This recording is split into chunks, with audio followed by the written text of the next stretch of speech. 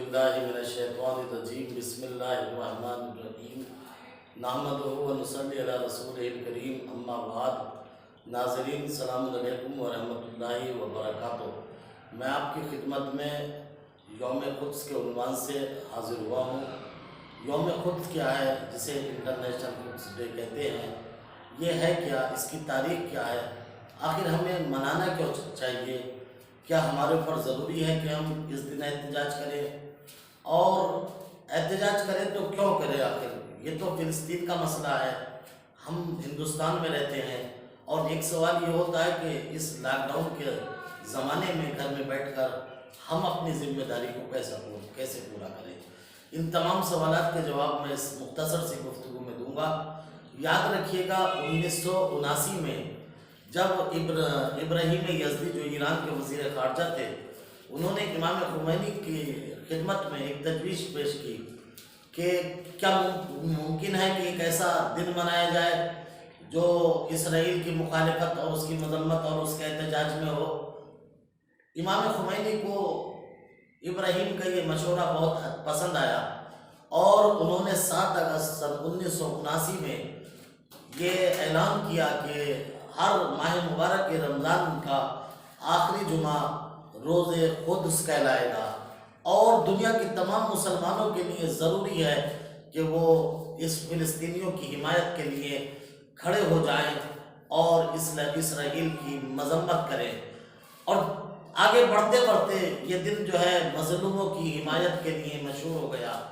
आज हम खाली फ़िलिस्तीन के लिए जो है एहतजाज नहीं करते, बल्कि ये जो रोज़े क़ुद्स है, ये दुनिया के हर मज़लूम की आवाज़ को उठाने के लिए और उसकी हिमायत के लिए और उससे इजहार हमदर्दी का दिन है।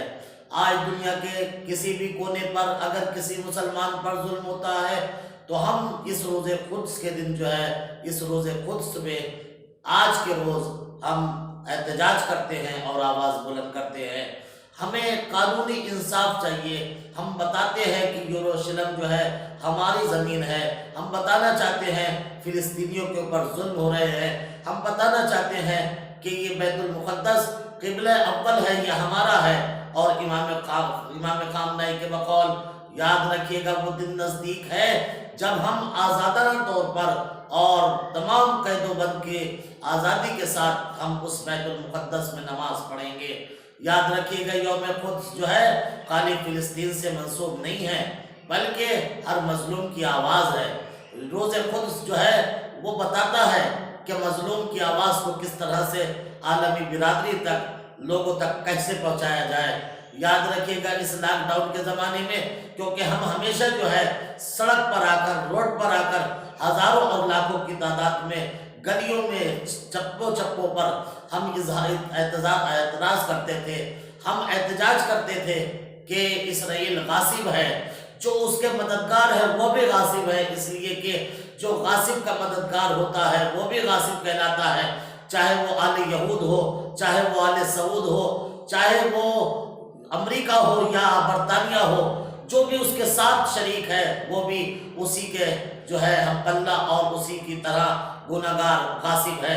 याद रखिएगा इमाम खुमैनी ने यही तो कहा था कि अगर एक एक मुट्ठी खाक हर मुसलमान अपने जो है इस दुश्मन इसराइल के ऊपर डाल दे तो वो मिट्टी के नीचे दब जाएगा।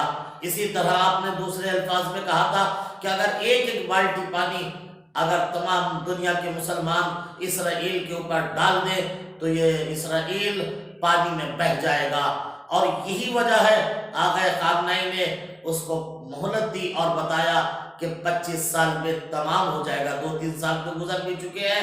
याद रखिएगा जालिम की कोई ज़िंदगी नहीं होती, लिहाजा ये दिन है जो इंसान को बताता है कि जुल्म कितनी बुरी शय है और मजलूम का साथ देना चाहिए। इस्लाम भी हमें यही सिखाता है। और इस लॉकडाउन के ज़माने में हमें चाहिए कि हम जाहिर सी बात है रोड पर नहीं निकल सकते, हम जम्मे गफ़ीर में नहीं जा सकते, हम इज्तिमा नहीं कर सकते, हम एहतजाज सड़कों पर आकर नहीं कर सकते, तो कम से कम हम अपने घर पे बैठकर सोशल मीडिया के ज़रिए से एहतजाज तो कर सकते हैं। हम बता तो सकते हैं कि हम اسرائیل سے ہمارا تعلق نہیں ہے، ہم فلسطینیوں ہم تمہارے ساتھ ہیں، اے دنیا کے مظلوموں ہم تمہارے ساتھ ہیں، وہ چاہے کہیں کے بھی ہوں، چاہے یمن کے مظلوم ہو، چاہے افغانستان کے مظلوم ہو، ہم ہر مظلوم کے ساتھ ہیں اور ہر ظالم کے ساتھ ہم تبرہ کرتے ہیں، برات کرتے ہیں۔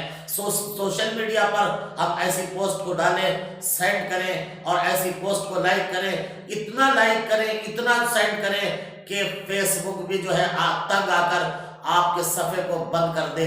اس لیے کہ یاد رکھیے گا یہ بھی اسرائیل کا صفحہ ہے، اور چاہے جو ہے یوٹیوب ہو، یہ سارے سوشل میڈیا کے اوپر یہودیوں کا قبضہ ہے۔ ہمیں چاہیے کہ اس دن جو ہے فلسطینیوں کے ساتھ میں آئے اور یوم قدس ایک ساتھ مل کر منائیں، اور جو ہے سوشل میڈیا کے ذریعے سے اپنا اظہار اور اپنا احتجاج درج کریں۔ اس لیے کہ یاد رکھیے گا یہ ایک دینی فریضہ ہے، یہ شرعی فریضہ ہے، یہ ملی فریضہ ہے۔